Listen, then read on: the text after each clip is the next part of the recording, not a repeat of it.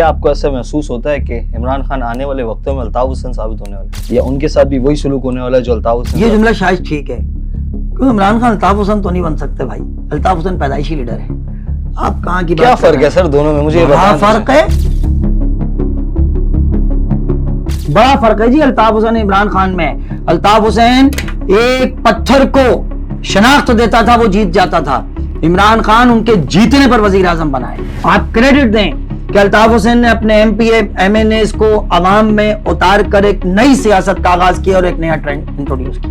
M Q M کے بانی جو ہیں ان سے کیا غلطیاں ہوئی ہیں جو اس وقت الیکشن لڑنے کی اجازت نہیں ہے؟ عمران خان سے جو غلطیاں ہوئی ہیں بھیا وہی الطاف حسین سے. عمران خان صاحب آج جو کچھ کہہ رہے ہیں یہ سب کچھ الطاف حسین نے 30 سال پہلے کہا تھا. الطاف حسین سچا ثابت ہوا. ڈاکٹر عمران فاروق صاحب، ان کو کس نے قتل کیا اور کیا وجوہات تھی؟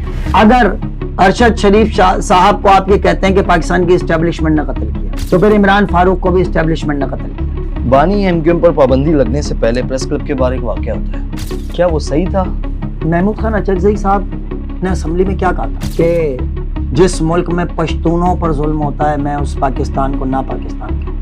کیا اسفندیار ولی صاحب نے جلسے کے اندر پاکستان مرد آباد کا نعرہ نہیں لگا؟ ان کو بھی انتخابی سیاست کی یا پاکستان میں سیاست کی اجازت نہیں ہونی چاہیے، اور اگر ہے تو ان کی بات کو اگر نظر انداز کیا گیا ہے تو پھر الطاف حسین کی بات کو بھی نظر انداز کیا جانا چاہیے. سر رحمان بھولا اور زبیر چڑیا ایم کیو ایم کے کارکنان تھے، تو پھر اگر وہ بے قصور ہیں تو ایم کیو ایم ان کا مقدمہ کیوں نہیں لڑتی؟ ایم کیو ایم کو اتنا موقع تو ملے. الطاف حسین کی تحریر اور تقریر پر پابندی کے خلاف ہائی کورٹ کے اندر نثار پنور جاتے ہیں، عدالت گئے تھے نا، فیصلہ کرنے دیتے گرفتار ہو جاتے ہیں. تو آپ کا کیا خیال ہے ان کا کیس لڑنے کے لیے جو کورٹ میں جائے گا واپس آ جائے گا؟ تو کیا مہاجر قوم کو یہ سوچ لینا نہیں چاہیے کہ اب کوئی اور رہنما دیکھ لینا چاہیے؟ قائد اعظم ایک تھے، باقی مسلم لیگ کے لوگ تھے. بالکل ایسے ہی بات ختم ہو گئی. قائد ایک ہوتا ہے میرے بھائی، رہنمائی ایک ہی کرتا ہے. ایم ایم پوڈ کاسٹ کے ساتھ میں ہوں فراز احمد. ناظرین، آج ہم بات کریں گے ایم کیو ایم کی تاریخ پر، سانحہ بلدیہ میں کون ذمہ دار تھا، اور اس کے علاوہ 12 مئی کی اگر ہم بات کر لیں، 12 مئی کے اندر ایم کیو ایم کا کیا کردار تھا، اور کراچی کے اندر جتنے بھی واقعات ہوئے جس سے ایم کیو ایم سے جوڑا جاتا ہے اس میں ایم کیو ایم کتنی ملوث تھی، یہ سب بات کرنے کے لیے ہمارے ساتھ موجود ہیں سابقہ ایم این اے عابد علی امنگ صاحب. سر السلام علیکم. وعلیکم السلام. سر کیا حال ہے؟ خیریت سے؟ آپ تو ٹھیک ہے سر. آج پھر ہم بات کریں گے ایم کیو ایم پر، کیونکہ سابق ایم این اے ہیں آپ، ایم کیو ایم کی جانب سے رہ چکے ہیں.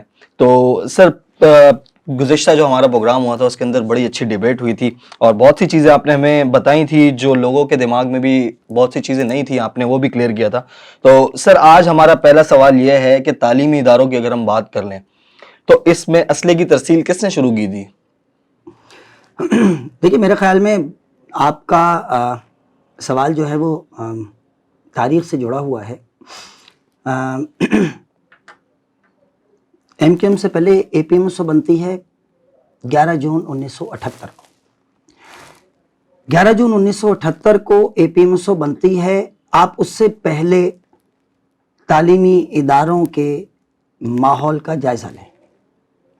آپ کو نظر آئے گا کہ 1978 اے پی ایم ایس او بننے کے بعد اے پی ایم ایس او کے ساتھیوں، کارکنان اور اس کے بانی اور اس کے ساتھ جتنے لوگ تھے ان کا کراچی کے تعلیمی اداروں میں رہنا اور سیاست کرنا ناممکن بنا دیا گیا.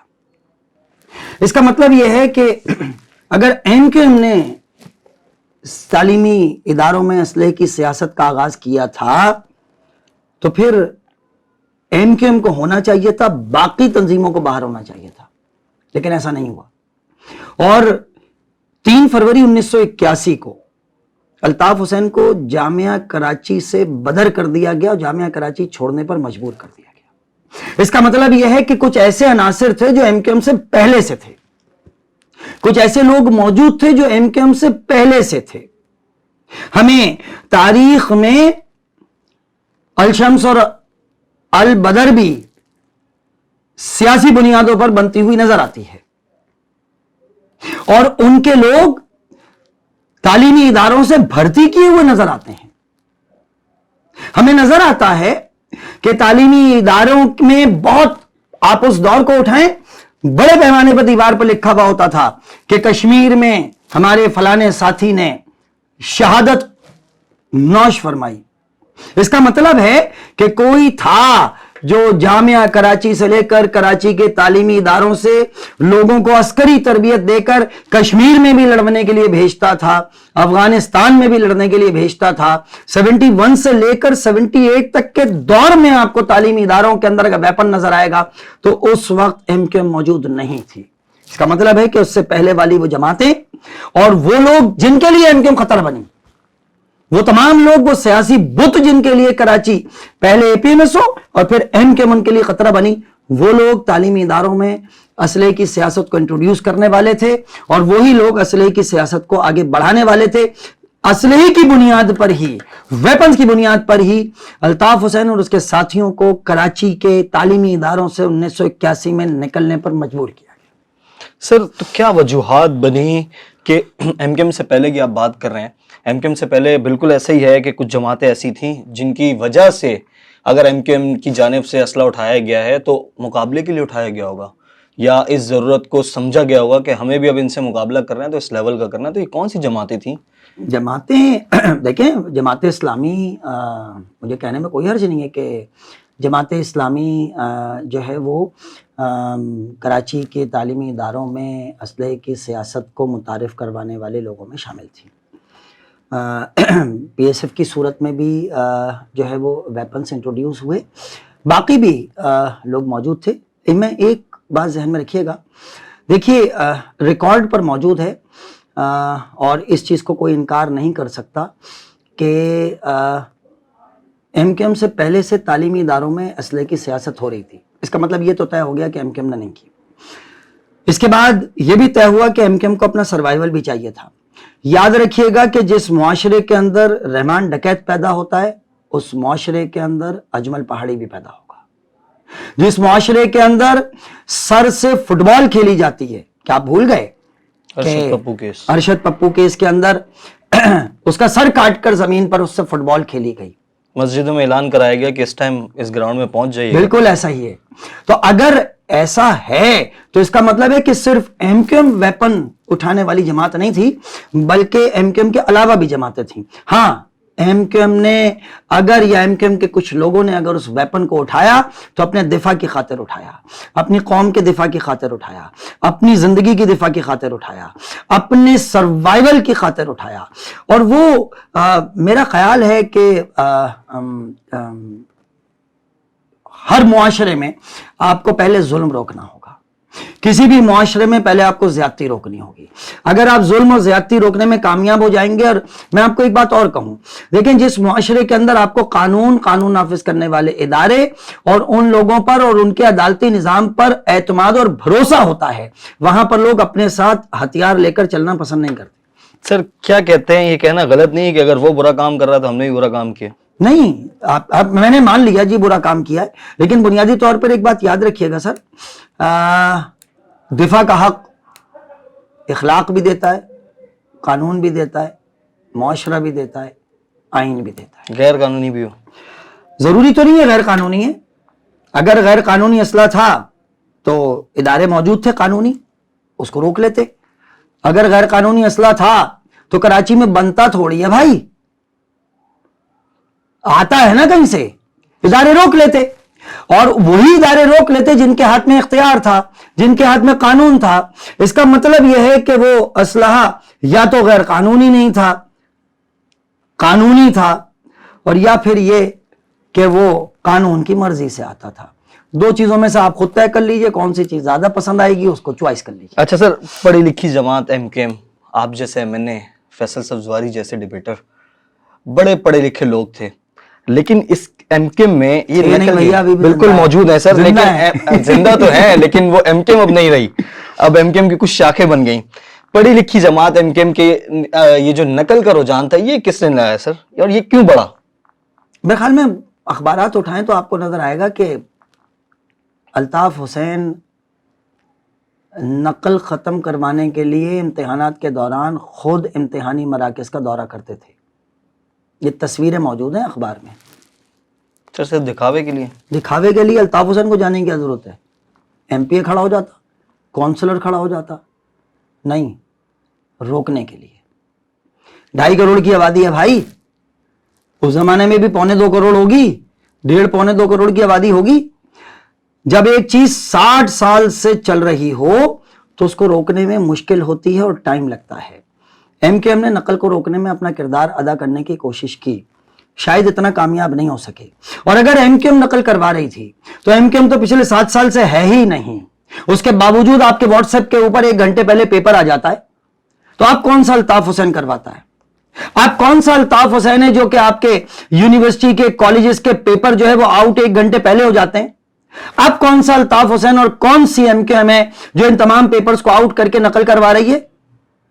آپ کے لیے بڑا آسان ہے کہ آپ ہر چیز کا الزام اٹھا کر MKM پر لگا دیں, لیکن یاد رکھیے گا MKM نے خود اپنے یونٹس, اپنے سیکٹرز کے ذریعے, الطاف حسین کی خود وہ تصاویر موجود ہیں جو وہ تعلیمی اداروں کا دورہ کرتے تھے. اسپیشلی جامعہ کراچی کا دورہ کیا انہوں نے, گورنمنٹ کالج کا دورہ کیا, اسکولز کا دورہ کیا, تاکہ وہاں پر نقل کو روکا جائے.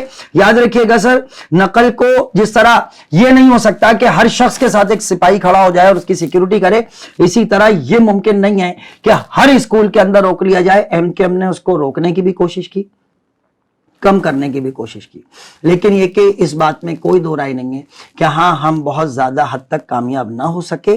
اور شاید اس کی بنیادی وجہ یہ ہے کہ MKM کو جن چیزوں میں الجھا دیا گیا.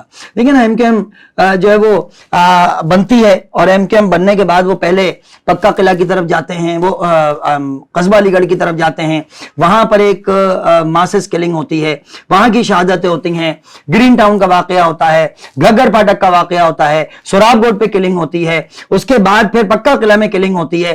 اس وقت تو اب آپ معاشرتی مسائل پر کام کرنے کے بجائے آپ تو اپنی سروائیول کی جنگ لڑ رہے ہیں, اور سروائیول کی جنگ لڑتے ہیں, آپ الیکشن لڑتے ہیں, پھر آپ کے اوپر جو ہے وہ اس قسم کا شب خون مارا جاتا ہے, پھر آپ آگے بڑھتے ہیں, پھر الیکشن لڑتے ہیں, 90 کا الیکشن لڑتے ہیں. اس سے پہلے کہ آپ آگے بڑھ کر ترقیاتی کاموں کو پایہ تکمیل تک پہنچاتے, فوجی آپریشن شروع ہو جاتا ہے. فوجی آپریشن شروع ہوتا ہے, پھر آپ ایک مرتبہ کلنگ کی طرف چلے گئے. تو یاد رکھیے گا کہ یہ کہنا بڑا آسان ہے جی MKM 30 سال تک حکومت رہی. 30 سال سے MKM اپنا ووٹ بینک بچانے میں کامیاب رہی. یہ نہیں کہا جا سکتا کہ وہ حکومت میں رہی.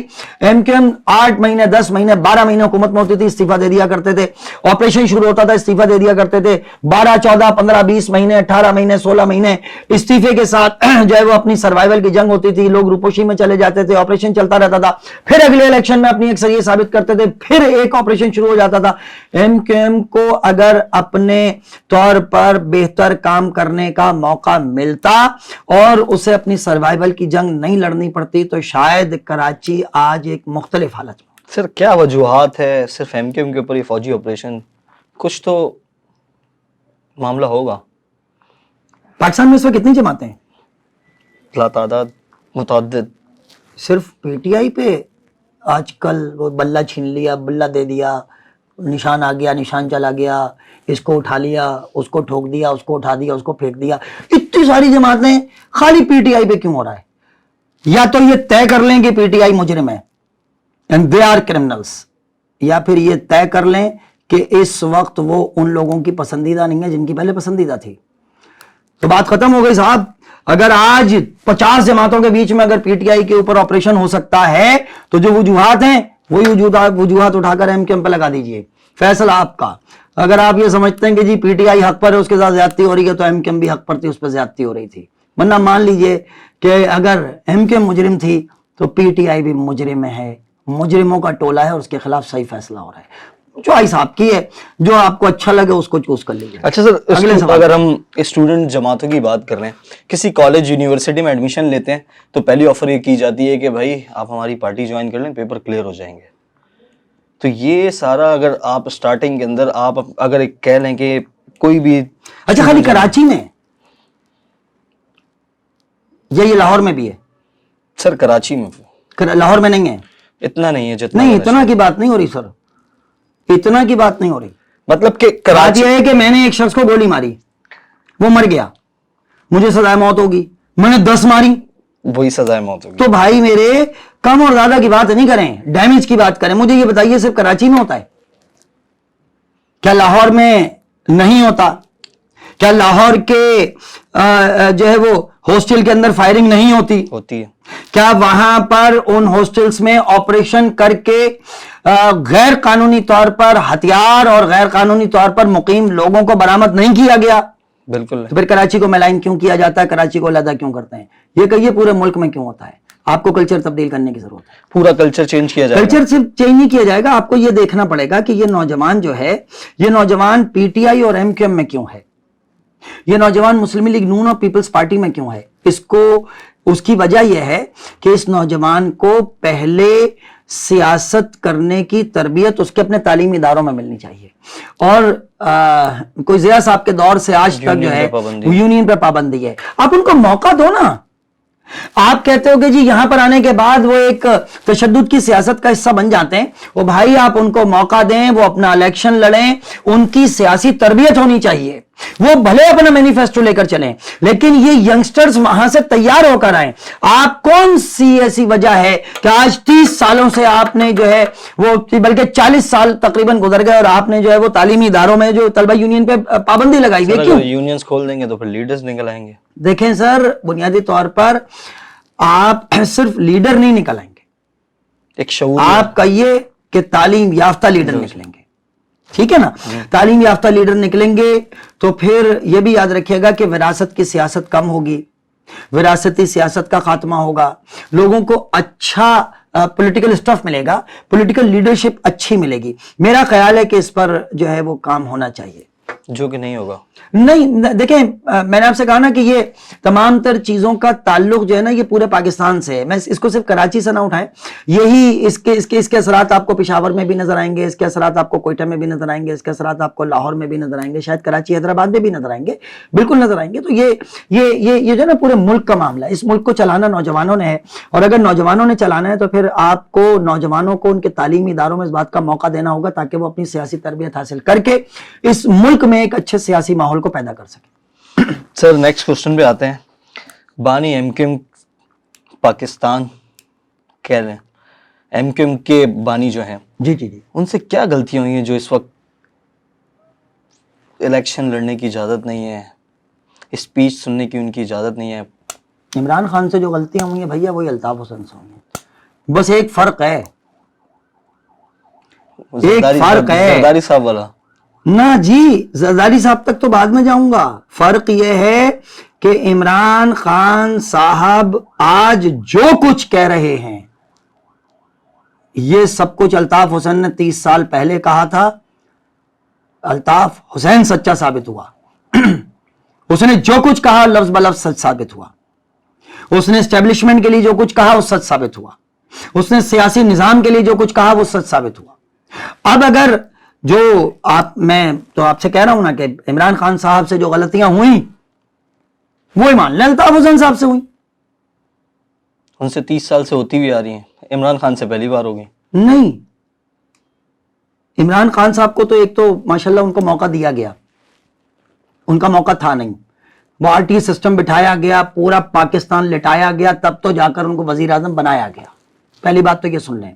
دوسری بات یہ کہ عمران خان صاحب، میں احترام سے عرض کروں گا آپ کے لیے مشکل ہو جائے گی اس کو چلانا، لیکن یہ بات بالکل طے ہے کہ عمران خان صاحب نے وزیر اعظم بننے کے لیے سہارا لیا، فیوڈلز کا سہارا لیا. اس کو پکڑ اس کو پکڑ، وہ الیکٹیبلز لے کر آئے کہ اس کو لے کر آؤ، یہ پارٹی میں شامل ہو گیا، یہ پارٹی میں شامل ہو گیا. بڑا فرق ہے جی الطاف حسین عمران خان میں. الطاف حسین ایک پتھر کو شناخت دیتا تھا، وہ جیت جاتا تھا. عمران خان ان کے جیتنے پر وزیر اعظم بنائے. الطاف حسین کے نام پر لوگ جیتتے تھے، عمران خان لوگوں کے نام پہ جیتا ہے. بڑا فرق ہے صاحب. عمران خان کو وزیر اعظم بنایا گیا ہے، الطاف حسین پیدائشی لیڈر ہے. آپ کہاں دونوں کا مقابلہ کرنے کے لیے بیٹھے ہیں؟ سر الطاف حسین بین ہے، بانی ایم کیو ایم کو پاکستان میں کوریج کی بھی اجازت نہیں ہے، نہ ان کی اسپیچ سنائی دی جاتی ہے، تو مہاجروں کا مقدمہ اب کون لڑے گا؟ ہاں یہ آپ کی بات درست ہے، اور میرا خیال ہے کہ الطاف حسین کے علاوہ بھی بہت سارے لوگ کوشش کر رہے ہیں، بہت سارے لوگوں نے کوشش کی. لیکن سچ بات یہ ہے کہ سر میں اگر کسی چیز کا شکار ہوں تو وکیل میں مقرر کروں گا. وہ میرا مقدمہ لڑے گا, میں وکیل مقرر کروں گا, میری طرف سے کوئی اور نہیں کرے گا. مجھے ایک تکلیف ہوئی, میں اجازت دوں گا کہ میرا مقدمہ کون لڑے گا. تو مہاجروں کا مقدمہ کون لڑے گا, اس کا فیصلہ مہاجر کریں گے. 7 سال کے دوران مہاجروں نے فیصلہ کر دیا کہ وہ اپنا مقدمہ لڑنے کا حق کس کو دے چکے ہیں, لہٰذا ان کا مقدمہ کوئی اور نہیں لڑ سکتا, فی الوقت نہیں لڑ سکتا. فی الوقت جو لوگ بھی سامنے موجود ہیں ان کو کراچی کے مہاجروں نے کم از کم کسی کو اپنا وکیل نہیں بنایا. یہ پچھلے 7 سال کا, آپ پچھلے جو آپ کی میری گفتگو ہوئی تھی, الیکشن اٹھا لیں, الیکشن کے علاوہ جلسے اٹھا لیں, جلوس اٹھا لیں, چیزیں اٹھا لیں, جتنا کچھ بھی اٹھا لیں, کراچی کے مہاجروں نے کسی اور کو اپنا وکیل نہیں بنایا اور اپنا الیکشن لڑنے کا جو ہے وہ مطلب اپنا مقدمہ لڑنے کا حق کسی اور کو نہیں دیا. یہ مہاجر فیصلہ کریں گے کہ ان کا مقدمہ کون لڑے گا. اچھا سر, اگر مہاجر قوم کی بات کر لیں, بانی ایم کیو ایم کو اجازت نہیں مل رہی الیکشنز کی بھی, الیکشن میں حصہ لینے کی بہت سخت پابندیاں ہیں, تو کیا مہاجر قوم کو یہ سوچ لینا نہیں چاہیے کہ اب کوئی اور رہنما دیکھ لینا چاہیے؟ آپ نے کیا کہا, کوئی اور رہنما دیکھ لینا چاہیے؟ رہنمائی تو نہیں ہے, چھوڑیں سر, لیڈر ہیں تو رہنمائی نہیں ہے. رہنما ایک ہی ہوتا ہے صاحب, قائد اعظم ایک تھے, باقی مسلم لیگ کے لوگ تھے. بالکل ایسے ہی, بات ختم ہو گئی. قائد ایک ہوتا ہے میرے بھائی, رہنمائی ایک ہی کرتا ہے, باقی فالوور ہوتے ہیں. تو کوئی نیا رہنما بنا لینا چاہیے. نیا رہنما بنا لینا چاہیے جب ہم یا مہاجر یہ سمجھیں گے کہ ان کے پاس رہنمائی کی طاقت نہیں رہی, تو وہ رہنما بدلنے کے متعلق سوچیں گے. ابھی تو نہیں سمجھتے. 7 سالوں میں جتنا نقصان ہوا ہے خاص طور پہ مہاجر قوم کو, کراچی کے اندر ایک اکثریت ہے مہاجر قوم کی, کراچی کے نام سے سب سے پہلے جس قوم کی شناخت آتی ہے وہ مہاجر ہے, تو ایسا نہیں لگتا کہ یہ 7 سال کے اندر بہت لاس ہوا ہے؟ سر میں آپ کے سوال کا نا لفظ بلفظ ریپیٹ کروں گا. آپ نے کہا 7 سالوں میں نقصان ہوا ہے, آپ یہ مانتے ہیں؟ بالکل مانتے ہیں. بھائی یہی جواب ہے. تو اب کرنا کیا ہے, آگے کا کیا سوچنا ہے؟ نہیں, یہی جواب ہے صاحب. آپ نے کوئی چیز 7 سال میں ادھر ادھر کی ہے نا, تو نقصان ہوا ہے. صرف نقصان ہی ہوا, خاص طور پر مہاجر قوم کو نقصان. میں بھی مہاجر قوم کی بات کر رہا ہوں, آپ نے کون سا پورے پاکستان سے چھین لیا, میں تو صرف مہاجر قوم کی بات کر رہا ہوں صاحب. مہاجر قوم کو آپ خود کہہ رہے ہیں 7 سال میں نقصان ہوا, میں نے نہیں کہا. ایسے ہی ہے, ٹھیک ہے نا. آپ نے کہا جو ایک ورڈ یوز کر لیں, تتر بتر ہو. سر میں آپ سے کہہ رہا ہوں, آپ ہی کہہ رہے ہیں نا, اس کا مطلب ہے کہ تتر بتر ان کو جوڑ کے کسی نے رکھا ہوا تھا, آپ نے اس کو ہٹا دیا. تو اب آگے سروائیو کیسے کرنا ہے؟ سروائیو کیسے کرنا ہے یہ میرے خیال میں قوم کو فیصلہ کرنے دیں. جس نے سروائیو کرنا ہے اس کو فیصلہ کرنے دیں. آ رہے ہیں نا الیکشن, قبل از وقت ہے کہ آپ کچھ کہیں یا میں کچھ کہوں, لیکن میرا خیال ہے کہ ہو سکتا ہے کہ شہر کراچی میں کوئی بہت بڑی تبدیلی نہیں آئے, لیکن مائنڈ سیٹ ضرور بدلے گا, مجھے امید ہے. سر بانی ایم کیو ایم کو الیکشن کی اجازت ملنی چاہیے. میں نے تو اس دن بھی آپ سے کہا تھا, میں آج ریپیٹ کر دیتا ہوں اس کو, کہ بانی ایم کیو ایم نہیں, پاکستان میں ہر شخص کو الیکشن لڑنے کی اجازت ملنی چاہیے. میرا خیال ہے, میں نے آپ سے پہلے کہا, عمران خان کو بھی ملنی چاہیے. عمران خان کی کو الیکشن لڑنے کی آزادی ہونی چاہیے, اس کو الیکشن لڑنے کا پورا موقع ملنا چاہیے. اور بنیادی طور پر فرق صرف یہ ہے کہ الطاف حسین کو بھی 93 کے اندر آزادی اجازت نہیں ملی, اس نے آزادی اور اجازت نہ ملنے پر بھی اپنی اکثریت ثابت کی اور 27 سیٹیں لی. اس کو آزادی 97 کے اندر بھی نہیں ملی تھی, اس نے پھر بھی اپنے اتحاد سے اور اپنی لیڈرشپ سے اس نے اپنی اکثریت کو ثابت کیا. عمران خان کا ایک بڑا امتحان ہے. جس طرح ایم کیو ایم نے 88 کے اندر جب الیکشن لڑا تھا, ایم کیو ایم کا کوئی ایک نشان نہیں تھا, آپ اگر اسے اٹھا کے دیکھیں گے تو وہ ایم کیو ایم بھی نہیں تھی. اس وقت لکھا گیا تھا, جو الیکشن پی ٹی وی کے اوپر الیکشن بورڈ بنا تھا اس پہ لکھا گیا تھا ایچ پی جی, حق پرست گروپ. اور 2 بڑے انتخابی نشان تھے مختلف جگہ, مطلب مختلف تھے لیکن 2 زیادہ تر لیے گئے تھے. لوگوں سے کہا گیا تھا کہ جی پتنگ لیا جائے, اور کچھ لوگوں نے تالا لے رکھا تھا. صوبے اور قومی کے اندر الگ الگ نشانات تھے, لیکن یہ کہ اس کے باوجود لوگوں کو یہ پتا تھا کہ یہ نمائندہ کس کا ہے, انہوں نے نشان نہیں, نمائندہ کس کا, اس کو ووٹ دیا تھا. تو میرا خیال ہے کہ عمران خان صاحب کو جو ہے وہ اس وقت کسی بھی طرح کے حالات ہوں انہیں سامنا کرنا چاہیے اور انہیں اپنے آپ کو جو ہے وہ اگلے انتخابات جو آ رہے ہیں اس انتخابات کے اندر یہ ثابت کرنا چاہیے کہ اسٹیبلشمنٹ کا فیصلہ غلط ہے. اچھا سر، کیا آپ کو ایسا محسوس ہوتا ہے کہ عمران خان آنے والے وقتوں میں الطاف حسین ثابت ہونے والے، یا ان کے ساتھ بھی وہی سلوک ہونے والا ہے جو الطاف حسین؟ یہ جملہ شاید ٹھیک ہے، کیونکہ عمران خان الطاف حسین تو نہیں بن سکتے بھائی. الطاف حسین پیدائشی لیڈر ہے. آپ کہاں کی کیا فرق ہے سر دونوں میں؟ مجھے بڑا فرق ہے، تھوڑا سا صاحب. بڑا فرق ہے صاحب، بڑا فرق ہے. الطاف حسین 80 گز کے مسکان سے نکلتا ہے. الطاف حسین نے پہلے یونیورسٹی کے اندر بچوں کو جمع کیا، پھر اس نے اپنے انتخابات کا اعلان کیا. اس نے 5 انتخابات کے اندر اکیلے نہیں، میں اسمبلی میں تھا، عمران خان صاحب اکیلے آتے تھے. وہ جو ڈائری لے کے نکلے ہیں نا، وہ ڈائری ان کو 97 سے لے کر گھوم رہے ہیں. وہ ڈائری ان کے ہاتھ میں، وہ کہہ رہے تھے وزیر اعظم ہاؤس سے ڈائری لے کے نکلے، اس میں کوئی وظیفے لکھے ہوئے ہوں گے. وہ ڈائری ان کے پاس، وہ اسمبلی میں بھی وہی ہے کہ وہی ڈائری لے کر آتے تھے، وہ ڈائری لے کے چلے جاتے تھے. 4 سال میرے سامنے وہ اسمبلی میں آتے تھے اور چلے جاتے تھے. جب ان کی موڈ ہوتا تھا، جب آتے تھے، ان کو پوچھنے والا نہیں تھا. الطاف حسین نے جس چیز کے اوپر ہاتھ رکھا نا اسے سونا کر دیا. 86 کے اندر الیکشن لڑا تھا، کراچی صاف کر دیا تھا. 88 میں نشان رکھا تھا، کراچی صاف کر دیا تھا. 90، 93، 97، 2002 بڑا فرق ہے صاحب. پھر عمران خان صاحب پر پہلا وقت آیا ہے. عمران خان صاحب پہلی مرتبہ کسی امتحان سے گزر رہے ہیں، ورنہ ان کے لیے تو لاڈلے کا لفظ استعمال ہوتا تھا. وہ تو الیکٹڈ نہیں سلیکٹڈ کہلاتے تھے. ایم کیو ایم پہلے الیکشن سے پہلے سے قربانیاں دے رہی ہے اور کھڑی رہی. لیڈرشپ ایسی تھی کہ اس نے کھڑا رکھا. لیڈرشپ ایسی تھی، کرشمہ ایسا تھا کہ اس نے متحد رکھا اور کراچی کو، مہاجر قوم کو ایک طاقت بنا کر دنیا کے سامنے پیش کیا. فرق ہے سر. انہوں نے لوگوں کو شناخت دی، انہوں نے عابد علی امنگ کو نشان دیا. عابد علی امنگ جیت گیا، کون جانتا تھا؟ عمران خان صاحب کو لوگ دیے گئے جو جیت سکتے تھے. مجھے لوگ تو بتائیں. اتنی فیور دی گئی؟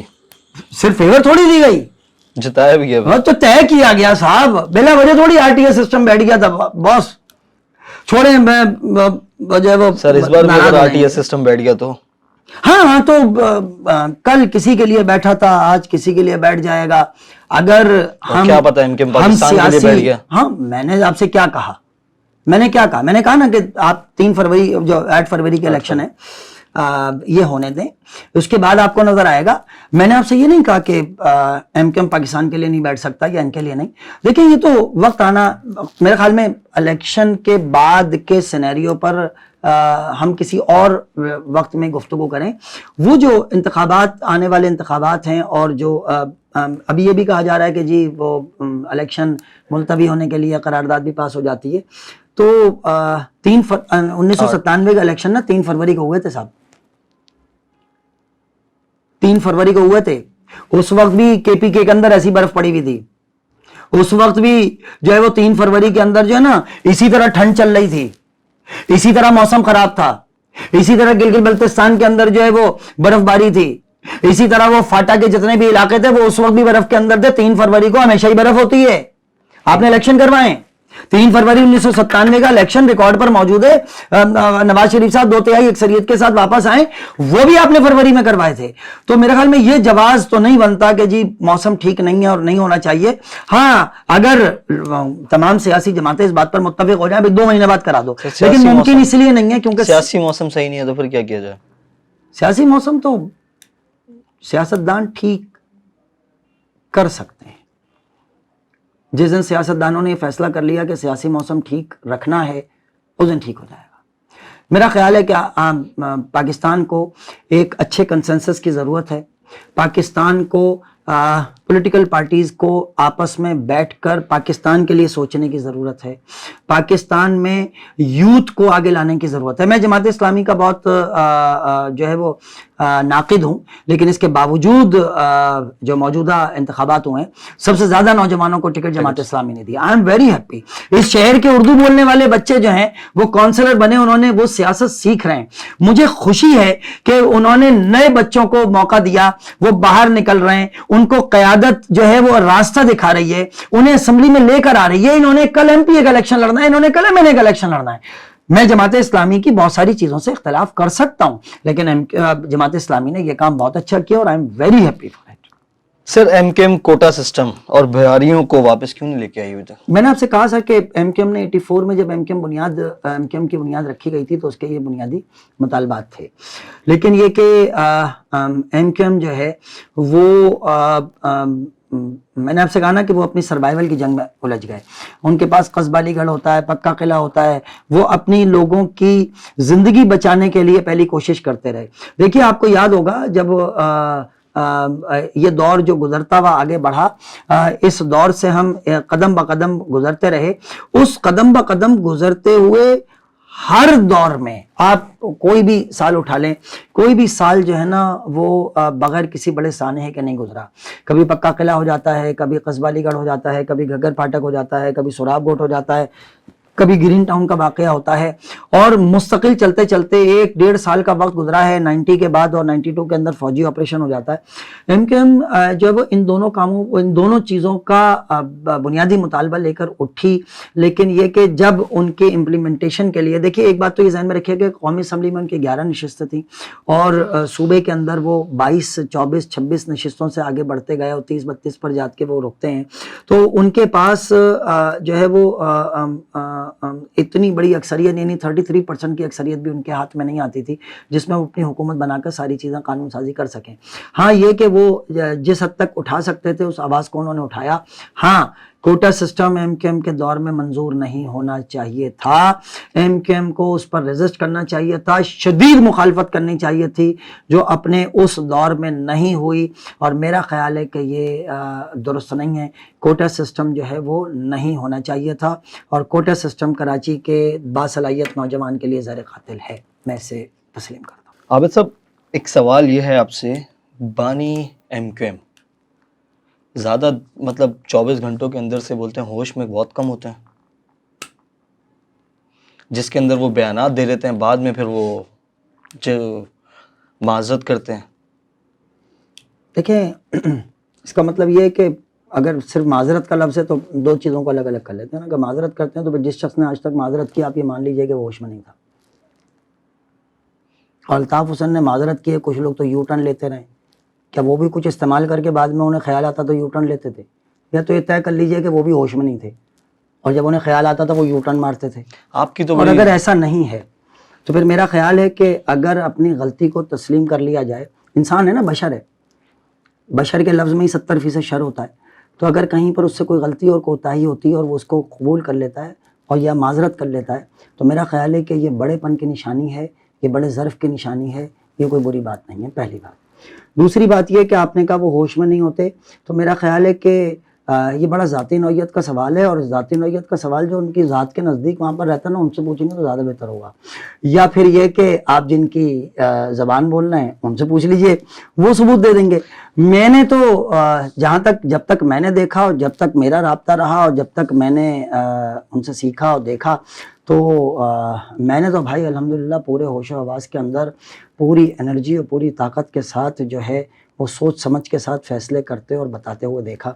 میں نے تو ایسا کچھ نہیں دیکھا, یہ میری جو ہے آبزرویشن ہے جو میں مطلب جب تک وہ پاکستان میں تھے نہیں, جب تک پاکستان میں نہیں تھے, میں تو اس وقت تک کی بات کر رہا ہوں جب تک میں اسمبلی میں تھا. ہر دوسرے دن چوتھے دن جو ہے وہ الطاف حسین صاحب جو ہے وہ ہم سے فیڈ بیک لیا کرتے تھے. میں آپ کو ایک اور بات بتاؤں, مجھے نہیں معلوم آپ کے پاس سوال ہے نہیں ہے. کہا جاتا ہے کہ الطاف حسین فیصلے صادر کیا کرتے تھے اور ڈکٹیٹر تھے. میں آپ کو حوالہ دیتا ہوں, بہت سارے لوگ اس بات کو جانیں گے.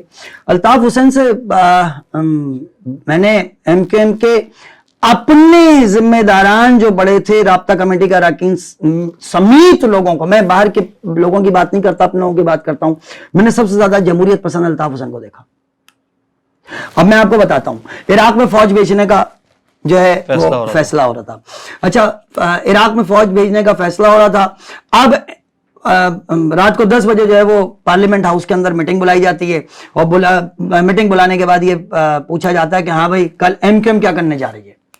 تو ایم کیو ایم کی اکثریت نے یہ کہنا شروع کیا کہ ہمیں نا ایبسینشین ہونا چاہیے, ہمیں نا ہمیں غیر جانبدار رہنا چاہیے. کیوں؟ انہوں نے کہا جی اگر آپ فوج بھیجنے کے لیے, یہ ایک پرسپشن تھا کہ مشرف صاحب چاہتے ہیں کہ ہم فوج بھیجیں نا, کیونکہ وہ پریزائڈ کر رہے تھے ملک کو. انہوں نے کہا جی اگر ہم فوج بھیجنے کی مخالفت کریں گے تو ان کی مخالفت ہوگی, مشرف صاحب کی مخالفت ہوگی, اور اگر ہم فوج بھیجنے کی حمایت کریں گے تو جو مذہبی عناصر ہیں یہاں پر ایم اے میں, وہ اور دیگر لوگ جو ہیں ان کے سامنے ہمارا برا امیج پیش کیا جائے گا کہ جی ہم نے تو جی ایک مسلمان ملک کے اوپر فوج کشی کے لیے اجازت دے دی. تو ہمیں ایبسینشیا میں ہونا چاہیے. اب سب لوگوں نے ایک ایک کر کے رائے دینا شروع کری, اور میں ریکارڈ پر بتا رہا ہوں آپ کو, آپ تو بہت سارے لوگوں سے رابطے میں رہتے ہیں نا, تو آپ کو جواب ملے گا. ہر ایک, میں نام نہیں لوں گا, ہاں ایک نام لوں گا, ایک شخص نے کھڑے ہو کے کہا, اس کا نام تھا پروفیسر خالد وہاب, مرحوم انتقال ہو گیا. انہوں نے کہا الطاف بھائی میرے خیال میں ہمیں فوج بھیجنے کی مخالفت کرنی چاہیے. ہمارا اصولی موقف ہے کہ پاکستان کی فوج صرف پاکستان کے اندر استعمال ہونی چاہیے, باہر نہیں ہونی چاہیے. ہمارا اصولی موقف ہے اور ہمیں یہ کرنا چاہیے. اچھا ہم کوئی 18 لوگ بیٹھے ہوئے تھے. ایک واحد خالد وہاب بھائی نے کہا, سب لوگوں کا کہنا تھا نہیں, ایک بہتر سیاسی سوچ یہ ہے, سیاسی فیصلہ یہ ہے. You know what Altaf Hussain said? انہوں نے کہا پروفیسر صاحب چاہتا تو میں بھی یہی ہوں کہ ہم اپنے اصولی موقف کے تحت فوج کو کسی بھی اسلامی ملک میں نہ بھیجنے کے لیے ہم اپنی رائے دیں, لیکن یہ کہ پارلیمانی کمیٹی جو فیصلہ کرتی ہے, پارلیمانی کمیٹی نے فیصلہ کیا کہ ہمیں ایبسینشیا میں جانا چاہیے, اور الطاف حسین نے اس کو قبول کیا.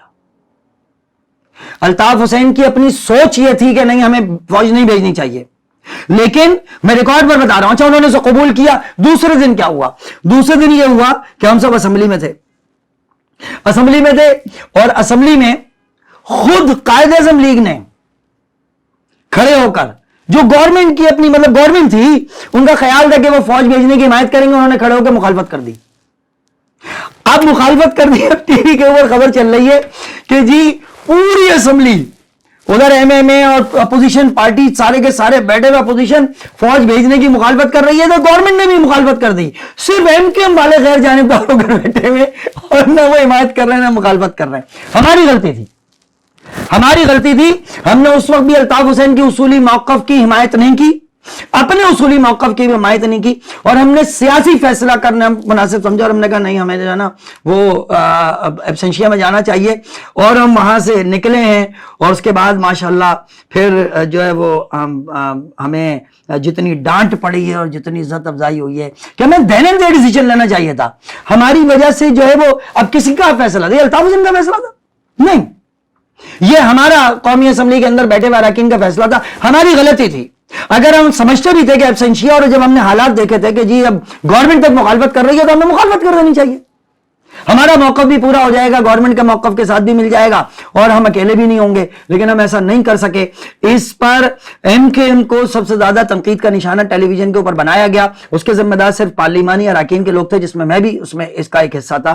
الطاف حسین صاحب نہیں تھے, لیکن الطاف حسین نے ہمارے اپنی مرضی کے خلاف ہمارے فیصلے کو قبول کیا.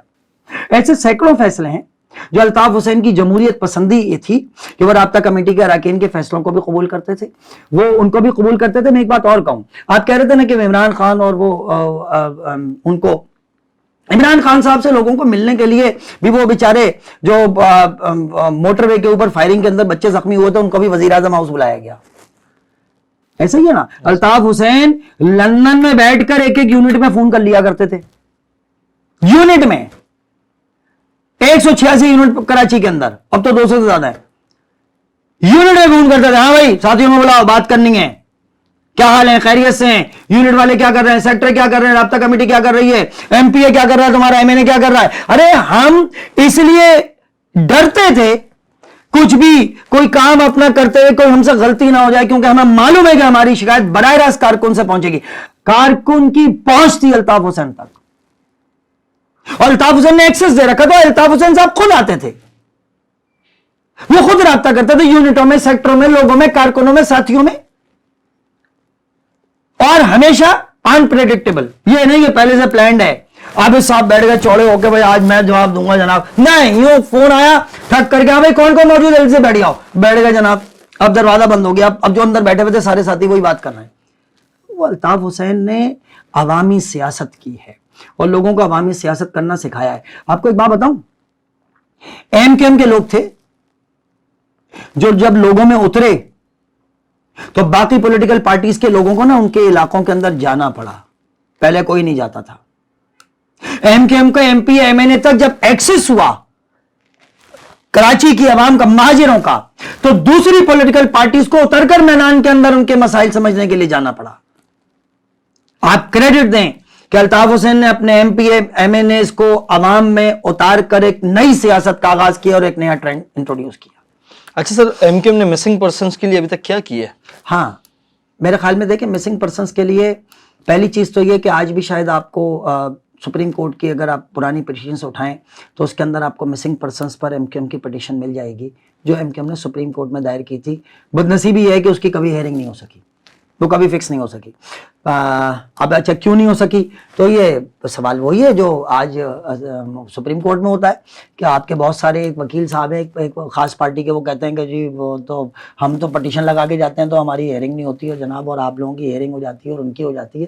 تو اسی طرح سے وہ ہیئرنگ بھی کبھی نہیں ہو سکی. اسمبلی کے اندر اس کو اٹھایا گیا. آپ کو میں بتاؤں, international parliamentary union the second largest جو ہے وہ جو آفٹر یونائٹڈ نیشن جو پلیٹ فارم ہے پوری دنیا کا پارلیمنٹری ڈیموکریٹک کنٹریز کا جو ہے پلیٹ فارم, وہاں پر مسنگ پرسنس کا ایشو اٹھایا گیا اور اس میں پاکستان کی ڈیلیگیشن میں شامل تھا اور میں نے انٹرنیشنل پارلیمنٹری یونین کے اندر اس ایشو کو ریز کیا. اور اس میں صرف یہ نہیں ریز کیا تھا جس میں ایم کیو ایم کے مسنگ پرسن تھے, بلکہ پاکستان کے اندر اس وقت بہت ساری پولیٹیکل پارٹیز اور بہت سارے ایتھنک گراؤنڈز کے اوپر لوگ مسنگ تھے, اور اس پر جو وہاں پر گفتگو ہوئی اور جو قانون سازی ہوئی اس میں پاکستان کی جانب سے آئی واز دا پرسن. ہم نے اس کو وہاں پر بھی ریز کیا, وہاں پر بھی اٹھایا. پاکستان کے اندر بھی ہم نے ان مسنگ پرسنس کو جو ہے وہ بازیاب کرانے کی کوشش کی. بدنصیبی یہ ہے کہ ایم کیو ایم کبھی اتنی طاقت میں نہیں آ سکی کہ وہ بائی فورس اس کو اٹھا سکے. مسنگ پرسنس کے لیے ایم کیو ایم بھی اتنا ہی کر سکی جتنا باقی لوگ کر رہے ہیں, اور آج بھی شاید میرے خیال میں مسنگ پرسنس پر دھرنا چل رہا ہے نا بلوچستان میں.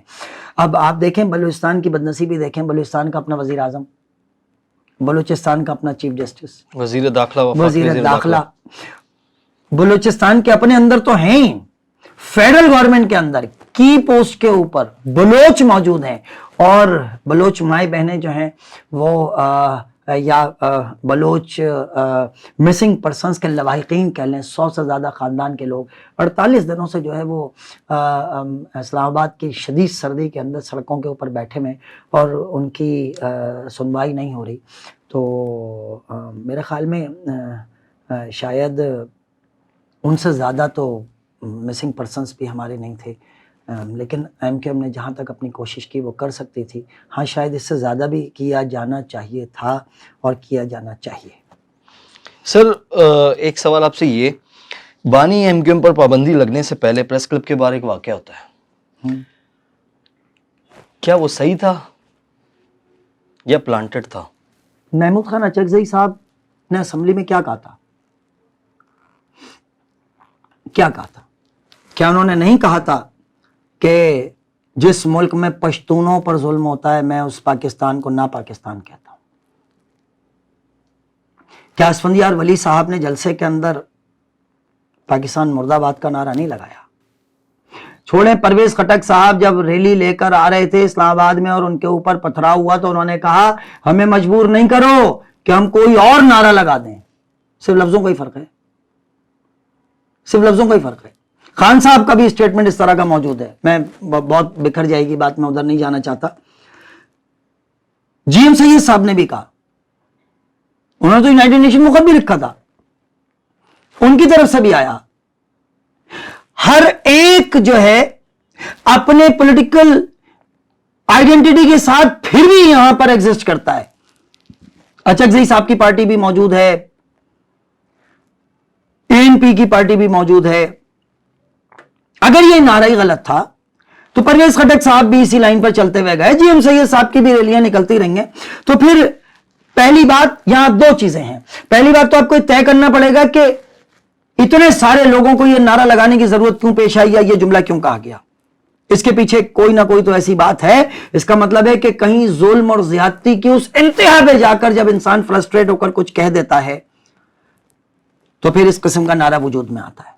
تو پھر ان تمام لوگوں پر بھی, اگر الطاف حسین کا یہ نعرہ غلط ہے اور یہ بات غلط ہے, تو ان تمام لوگوں پر بھی پابندی ہونی چاہیے, ان کے بھی دفاتر گرا دینے چاہیے, ان کی بھی پارٹی پر بین ہونا چاہیے, ان کو بھی انتخابی سیاست کی یا پاکستان میں سیاست کی اجازت نہیں ہونی چاہیے, اور اگر ہے تو ان کی بات کو اگر نظر انداز کیا گیا ہے تو پھر الطاف حسین کی بات کو بھی نظر انداز کیا جانا چاہیے. دوسری بات یہ کہ پلانٹڈ تو بات کی بات ہے سر. سوچنے کی بات یہ ہے کہ اس وقت جو ہے وہ کون لوگ بیٹھے ہوئے تھے وہاں. انہی لوگوں کے لوائقین بیٹھے ہوئے تھے نا جن کے لوگ غائب تھے, انہی لوگوں کے لوائقین بیٹھے ہوئے تھے نا جن لوگ مار دیے گئے تھے.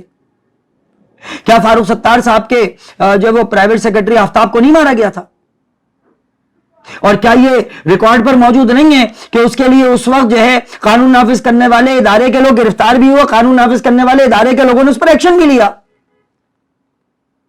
کیا یہ درست نہیں ہے کہ وہاں پر جو لوگ بیٹھے ہوئے تھے وہ مان کیا رہے تھے؟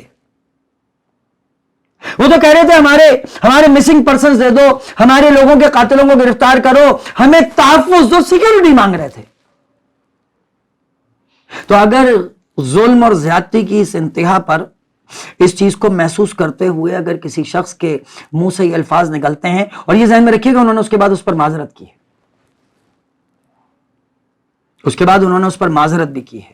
انہوں نے کہا, انہوں نے اس چیز کو قبول کیا, تسلیم کیا کہ وہ جو ہے اس وقت وہ جذباتی جو لفظ ادا ہوئے وہ نہیں ہونا چاہیے تھا. انہوں نے اس پر معذرت بھی کی ہے. ارے بھائی انہوں نے تو معذرت بھی نہیں کی, جن کا میں نام لے رہا ہوں اسمبلی میں کھڑے ہو کے جنہوں نے کہا, جلسے میں کھڑے ہو کے جنہوں نے تقریر کی, انہوں نے تو معذرت بھی نہیں کی.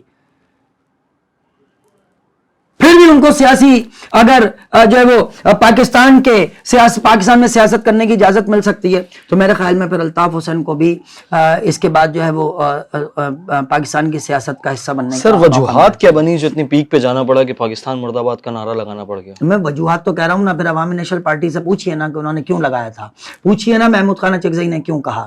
کہ یہ بھی تو ریکارڈ پہ موجود ہے کہ یہ اسٹیٹمنٹ دیا گیا کہ انہوں نے کہا جی صوبہ سرحد اور وہ ملا کر یہ تو صوبہ افغانیہ یا افغانستان کا حصہ ہے, ہمارا صوبہ ہی نہیں ہے, یہ بھی ریکارڈ پہ کہا گیا.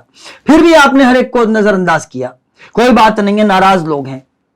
آپ بلوچستان کے لوگوں کو بھی ناراض بھائی کہہ کر جو ہے وہ نظر انداز کر دیتے ہیں کہ چلو کوئی بات نہیں, وہ لوگ شامل ہو جاتے ہیں. کیا آپ نے نہیں دیکھا کہ وہ لوگ پہاڑوں سے اتر کر آئے جنہوں نے کہا کہ ہاں وہ فوج کے ساتھ لڑتے رہے سالوں تک, اور پھر وہ کہتے ہیں کہ اچھا نہیں چلیں جی اب ہم اس بات کو اس پر معذرت کرتے ہیں کہ ہم غلط تھے, ان کو قبول کر لیا جاتا ہے. ارے میرے بھائی جب آپ سب کو ناراض کہہ کر انہیں قبول کرنے کے لیے تیار ہیں تو الطاف حسین نے ایسا کون سا جرم کیا ہے؟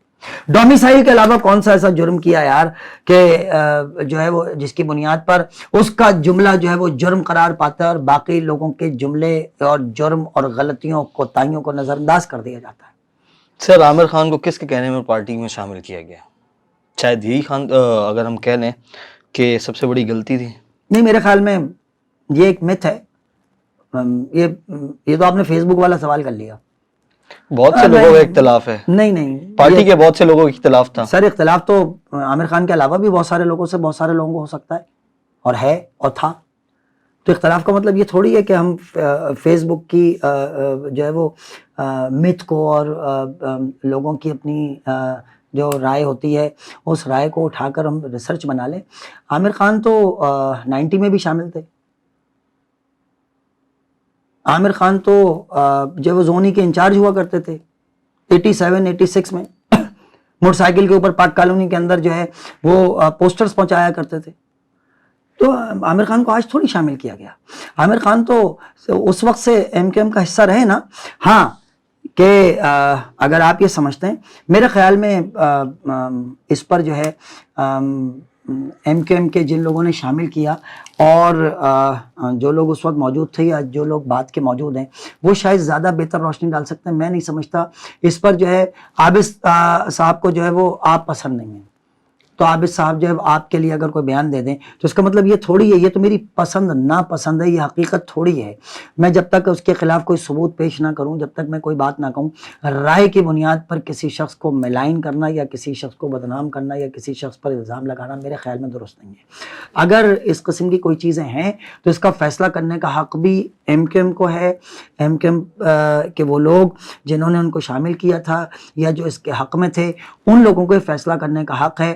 الطاف حسین صاحب نے قبول کیا تھا، ان کو اس بات کا حق ہے، اور میں نہیں سمجھتا کہ ہم میں سے کسی کو اس بات کا حق ہے کہ ہم ان کے بغیر کسی ثبوت کے، دیکھیں اگر میرے سامنے کوئی ثبوت نہیں ہے تو مجھے اس پر کوئی الزام نہیں لگانا چاہیے اور مجھے کوئی رائے نہیں دینی چاہیے. ڈاکٹر عمران فاروق صاحب، ان کو کس نے قتل کیا اور کیا وجوہات تھی؟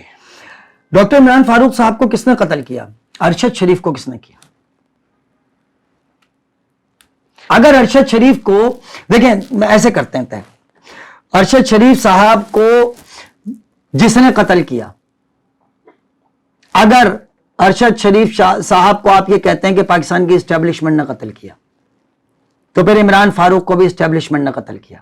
اور اگر آپ یہ کہتے ہیں کہ عمران فاروق کو الطاف حسین کے حکم پر مارا گیا، تو پھر ارشد شریف کے لیے بھی مان لیجئے کہ اسے عمران خان کے حکم پر قتل کیا گیا.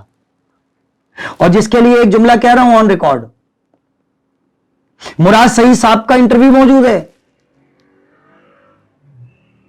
جنہوں نے پہلے بتایا، ان کے مرڈر سے پہلے ریکارڈ پر انٹرویو دیا، مار دیا جائے گا، اس کی جان کو خطرہ ہے. اس کو کس نے بتایا تھا؟ بلائیں نا اسے. اس سے تو پہلے تحقیقات ہونی چاہیے تھی. کورٹ میں تو پہلے مراد سعید کو اس کو گورنمنٹ کے دور میں بلانا چاہیے تھا. بھائی who told you؟ تو اگر عمران فاروق کا مرڈر ایم کیو ایم کے الطاف حسین کے حکم پر ہوا تو پھر مان لیجئے کہ ارشد شریف کا مرڈر جو ہے وہ عمران خان کے حکم پر ہوا. ادروائز جن لوگوں نے ارشد شریف کا قتل کیا باہر کر سکتے ہیں اگر، تو پھر عمران فاروق کا قتل بھی انہوں نے کیا. سر کیا وجوہات ہو گئیں کہ ایک بات اور یاد رکھیے گا، الطاف حسین کو میں کیوں نہیں سمجھتا کہ عمران الطاف حسین، یاد رکھیے گا کوئی بھی شخص اپنے نقصان کا فیصلہ نہیں کرے گا. عمران فاروق کا مرڈر جو ہے وہ ایم کیو ایم کا بھی نقصان تھا، الطاف حسین کا بھی نقصان تھا.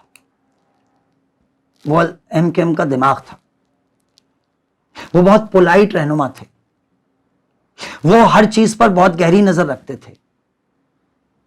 وہ ایم کیو ایم کے ابتدائی دنوں سے لے کر آگے تک بڑھنے والے اور پورے آپریشن کے اندر ثابت قدم رہ کر کھڑے ہونے والے لوگ تھے. 30 گھنٹوں میں پریس کانفرنس کرنے والے لوگوں میں شامل نہیں تھے. یہ 30 گھنٹوں کے اندر رونا پیٹنا شروع کر دیا، جو چمایا ہم کو سوئی، ہم ساتھ نہیں، لا تعلقی کا اعلان کرتے ہیں.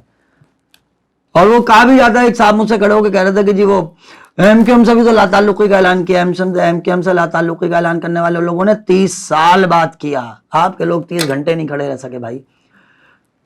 تو میرے خیال میں وجوہات کیا بنی؟ میں نے آپ سے کہا نا کہ وجوہات کیا بنی. شاید میرا خیال ہے کہ اس وقت ایک بڑی سوچ یہ تھی کہ ڈاکٹر عمران فاروق جو ہیں وہ الطاف حسین صاحب کی ہدایت پر جو ہے وہ پاکستان آ کر ایم کیو ایم کا حصہ بنے اور ایم کیو ایم کو سنبھالیں. مطلب یہ کہ یہ تھا کہ جی الطاف حسین صاحب چونکہ باہر ہیں تو بہت سارے ایسے عناصر جو ہے وہ فیصلے کر رہے تھے جس میں ان کے ذاتی مفادات تھے. پارٹی میں موجود لوگ، پارٹی میں موجود تھے یا باہر کے لوگ موجود تھے اور پارٹی کے لوگوں کو کے ذریعے کروا رہے تھے، یا کچھ ایسے فیصلے ہو رہے تھے جس سے پارٹی کو نقصان پہنچ رہا تھا. اس میں یہ کارکنوں کی ایک بڑی رائے تھی کہ اب کسی شخص کو ہونا چاہیے، اور پارٹی کے کارکنان جو ہے وہ الطاف حسین کو نہیں لانا چاہتے تھے. انہیں معلوم تھا، آپ خود سوچئے کہ آنے والی بے نظیر کو جب مار دیا جاتا ہے، بم بلاسٹ سے اڑایا جا سکتا ہے، بے نظیر سے زیادہ سیکیورٹی تو الطاف حسین کے پاس نہیں ہوگی نا. بے نظیر کو جتنی سیکیورٹی کے ساتھ لے کر آئے تھے. سر کیا آپ یہ سمجھتے ہیں جو آپ بات کر رہے ہیں یہی یہ سارا جو پریس کلب کے باہر معاملہ ہوا، اس سے پہلے ہم نے دیکھا 9/0 پہ بھی ایک واقعہ ہوا جس کے اندر ایم پی اے اور کارکنان بڑے غصے میں تھے، جس پہ الطاف حسین کی جانب سے حکم بھی دیا گیا، اور واسع جلیل تھے آئی تھنک، اور 2-3 رہنما تھے جن کو تشدد کا نشانہ بنایا گیا. تو یہ وہ ساری وجوہات، وہ غصہ پریس کلب کے باہر تو نہیں نکلا؟ نہیں ایسا کچھ نہیں ہے. پریس کلب کے باہر کا غصے کا تعلق مطلب اگر وہ ایم پی اے جو وہاں پر ناراض تھے یا جو ہے وہ کارکنان نے ان کے ساتھ بد تہذیبی بدتمیزی کی، تو اس کا تعلق اس واقعے سے بنتا نہیں ہے.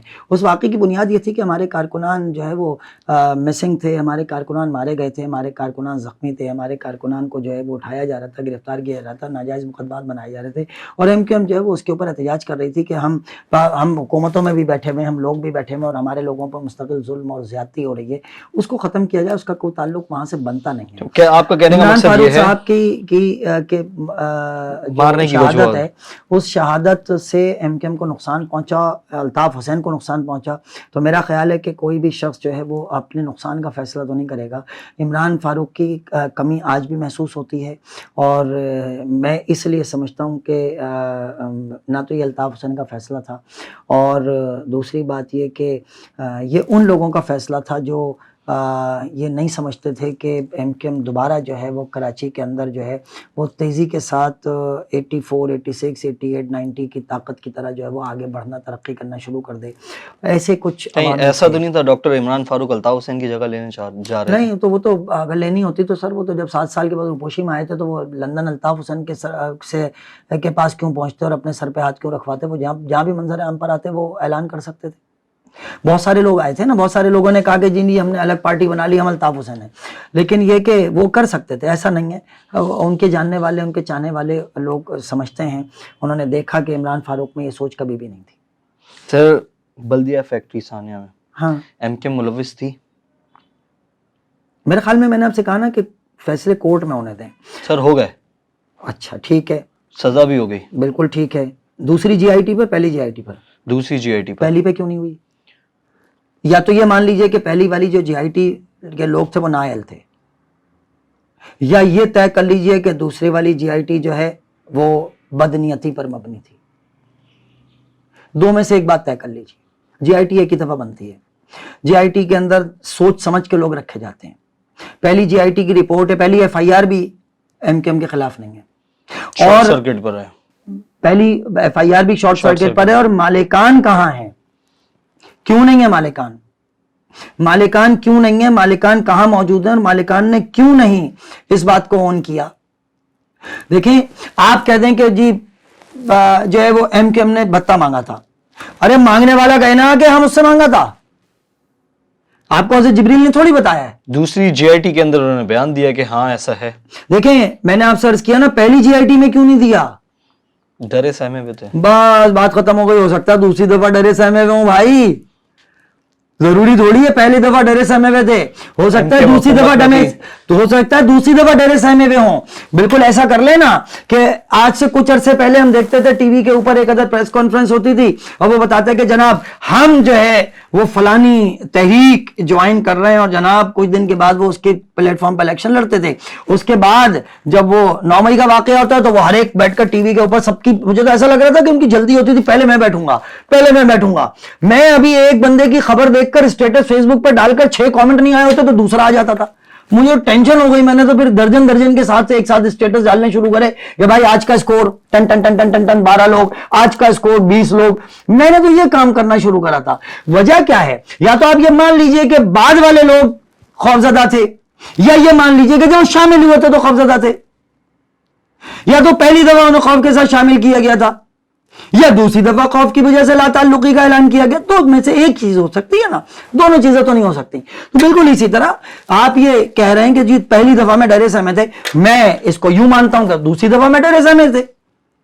سر اگر انہیں پہلی جی آئی ٹی سے مطلوبہ نتائج نہیں ملے تھے، لہذا دوسری جی آئی ٹی بنا کر اپنے مطلوبہ نتائج حاصل کرنے کے لیے اپنے مطلوبہ بیانات لیا گئے. سر رحمان بھولا اور زبیر عرف چریا ایم کیو ایم کے کارکنان تھے، تو پھر اگر وہ بے قصور ہیں تو ایم کیو ایم ان کا مقدمہ کیوں نہیں لڑتی؟ ہاں آپ کی بات بالکل درست ہے. ایم کیو ایم ان کا مقدمہ کیوں نہیں لڑتی؟ سب سے پہلی بات تو یہ طے کر لیجئے سر کہ ایم کیو ایم کو اتنا موقع تو ملے. الطاف حسین کی تحریر اور تقریر پر پابندی کے خلاف ہائی کورٹ کے اندر نثار پنور جاتے ہیں، عدالت گئے تھے نا، فیصلہ کرنے دیتے، گرفتار ہو جاتے ہیں.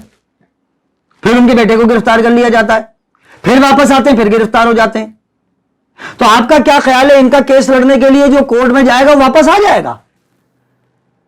आबिद जाएगा, कल आबिद चरिया कहलाएगा, उसमें तीसरा होगा, बोले इसी ने कहा था। तो आपका क्या ख्याल है कि क्या उनका बड़ा डेमोक्रेटिक सिस्टम है इस वक्त पाकिस्तान में, हर चीज ओपन है, हर चीज है सर, हर केस लड़ा है एमक्यूएम ने, लेकिन उसे मौका तो मिले। जब मैंने आपसे कहा ना, मैंने तो आपके सामने इतनी बड़ी एग्जांपल रखी है जी, हाई कोर्ट गए और हाई कोर्ट के अंदर जाने के बाद उन्होंने कहा कि इस केस को वापस ले लिया जाए, भाई ये फैसला गलत है। आप मुझे बताएं, अल्ताफ हुसैन की तकरीर होती है लंदन से, प्रेस क्लब है कराची में, और केस किया जाता लाहौर हाई कोर्ट में, कुछ पल्ले पड़ती है आपको? क्यों नहीं हुआ ये? सिंध हाई कोर्ट क्यों नहीं आए? सिटी कोर्ट क्यों नहीं आए? कोई तो होगा ना।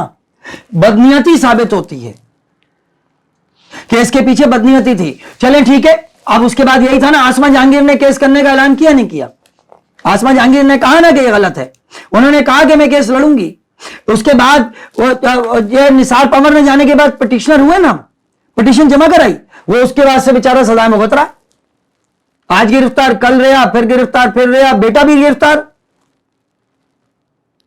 तो इनका केस लड़ने के लिए जाएंगे, 2-4 और बंद अंदर पड़े हुए होंगे, इतना आसान नहीं है।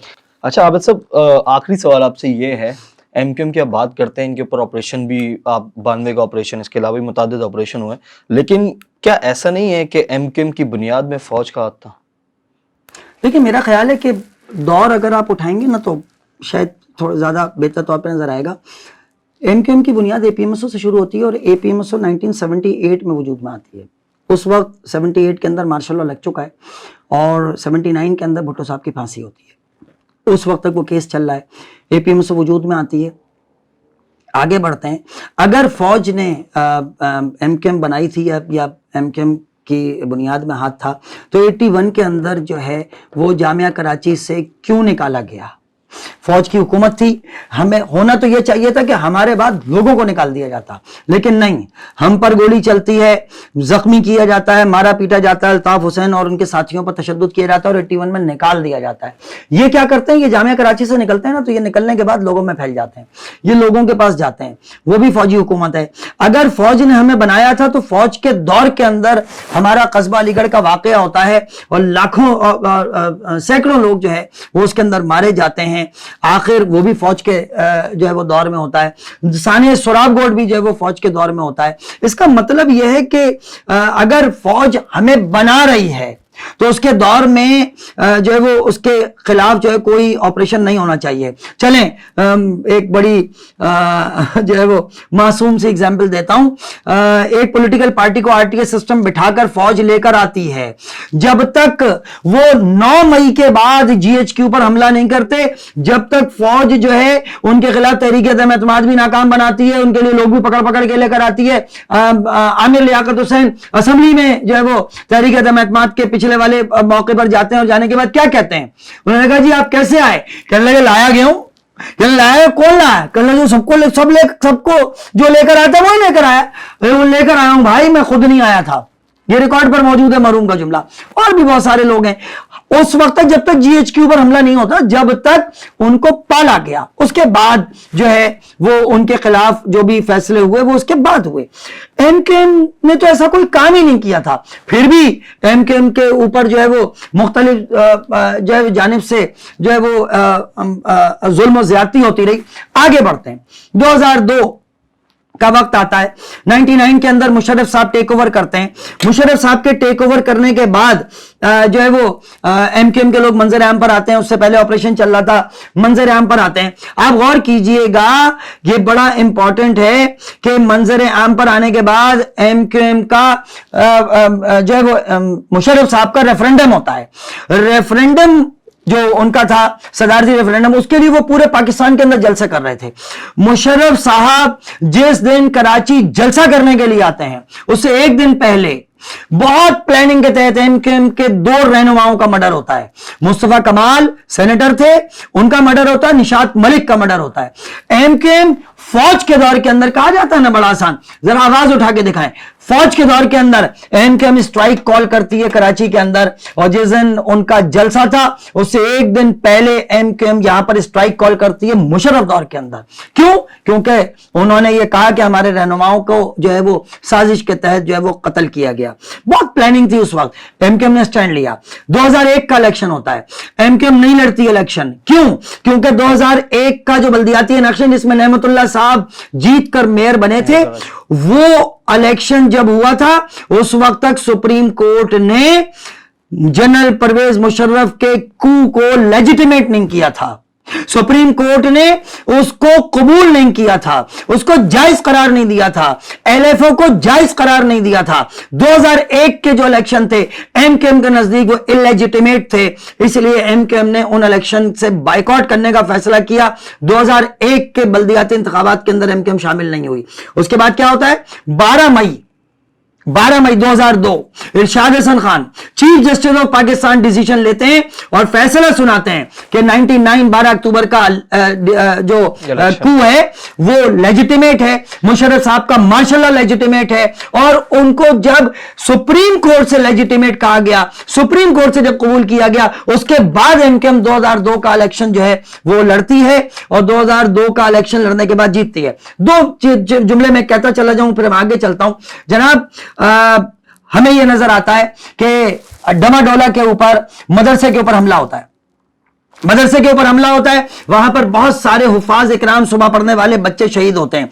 कराची के अंदर एमएमए, जमात इस्लामी सब मिलकर यहां पर एहतजाज का ऐलान करते हैं। मैंने आपसे कहा ना, देखें जमहूरी तर्ज देखें, अल्ताफ हुसैन अपने एमएनएस एमपीएस को कहते हैं कि तुम्हें पहले एहतजाज करना चाहिए था कराची के अंदर, ये जुल्म है कि वहां पर जो है ड्रोन हमला होता है और वो लोग मारे गए, लिहाजा तुम जाओ और जमात इस्लामी के पीछे खड़े होकर उनकी कयादत के अंदर जो है इस जुल्म के खिलाफ जो है एहतजाज करो। एमकेएम अपोजिशन के साथ खड़े होकर एहतजाज करती नजर आती है। उसी अल्ताफ हुसैन के कहने पर डमाडोला के अंदर जो ड्रोन अटैक होता है उस पर जो है वो उसी फौज के खिलाफ एहतजाज करती हुई नजर आती है। एमकेएम ने हर दौर के अंदर अपनी उसूली मौकफ के ऊपर जो है वो खड़े होकर जो है वो अपना नजरिया पेश किया।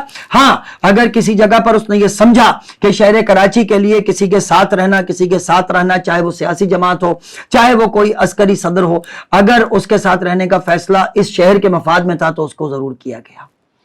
तो क्या लगता है आपको मफाद हासिल कर लिया गया? शहर का मफाद हासिल करने के लिए जो कुछ कोशिश की गई उसी सूरत में तो आपको नजर आता है। आप उठाइएगा 2002 से पहले कराची के अंदर कितनी यूनिवर्सिटीज थी, उठाइएगा कि कितने कॉलेजेस थे। हमारे यहाँ जो है वो ये लियाकताबाद, ये जो कईयोंबाद का फ्लाईओवर है आपका सामना, किसने बनाया? ये बाबर गौरी के फंड से केपीटी फ्लाईओवर बनाया गया। आपको जो जो अंडरपासेस नजर आते हैं, ये कहा जाता है मुस्तफा कमाल साहब ने बनाए। यस, मुस्तफा कमाल साहब मेयर थे, लेकिन ये एमकेएम ने बनाए। आपका जो लियारी एक्सप्रेस वे है, ये सिटी डिस्ट्रिक्ट गवर्नमेंट ने नहीं बनाया, ये शमीम सिद्दीकी ने बनाया। शमीम सिद्दीकी साहब के ये मिनिस्टर ऑफ कम्युनिकेशन थे, ये उनके पैसों से बनाया गया। ये शॉन सर्कल का जो अंडरपास था, जब पहली मरतबा अंडरपास बना था, जब कराची में अंडरपास नहीं बने थे, ये बाबर गौरी के फंड से बनाया गया था, ये केपीटी के फंड से बना था। कराची के अंदर ये जितना भी आपको तरक्याती वक्त नजर आता है या तरक्याती काम नजर आते हैं, ये एमकेएम ने अपने दौर में करवाए। और अगर आप ये समझते हैं कि एमकेएम जो है वो कामयाब नहीं हो सकी, तो शायद जितना जितना मौका एमकेएम को मिला उस मौके के अंदर एमकेएम ने अपना किरदार अदा किया। हां, और बेहतर किया जा सकता था। जो कमी रह गई वो इस वजह से रह गई कि एमकेएम को अपने सर्वाइवल की जंग लड़नी पड़ी, और जब बार बार सर्वाइवल की जंग लड़नी पड़ी तो बहुत सारे तरक्याती काम जो है वो या तरक्याती फैसले या मंसूबे पीछे रह जाते थे। बहुत बहुत शुक्रिया आबिद अली उमंग साहब।